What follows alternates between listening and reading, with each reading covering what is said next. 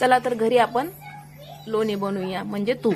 हे घेतलेलं आहे. सर्वप्रथम मी दही मिक्सरमध्ये टाकत आहे. हे ग्राइंड केल्यानंतर स्पेशल दूधचा असल्यामुळं ह्याच्यामध्ये चांगलं येईल. 2 ग्लास पाणी ऍड केले दह्यामध्ये, जेणेकरून आपल्याला चांगल्या प्रकारचं दही लावलेलं आहे मिक्सरला. 5 मिनिटांपर्यंत आपण मिक्सरवरती लावून घेतल्यानंतर चांगल्या प्रकारे लोणी वरती येतं, मक्खन बोलतो. आता बघू शकता तुम्ही किती चांगल्या प्रकारचं असं मक्खन वरती आलेलं आहे.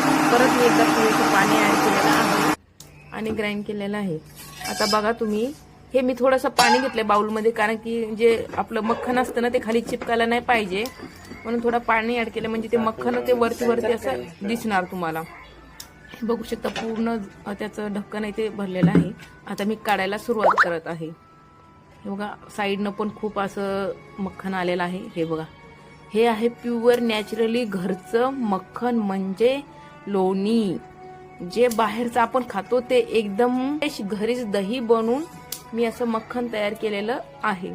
हे आपण केमिकल फ्री तर आहेच, आपल्या शरीरासाठी खूप चांगल्या प्रकारचं आहे. आता मी याचं बनवत आहे तूप, घी.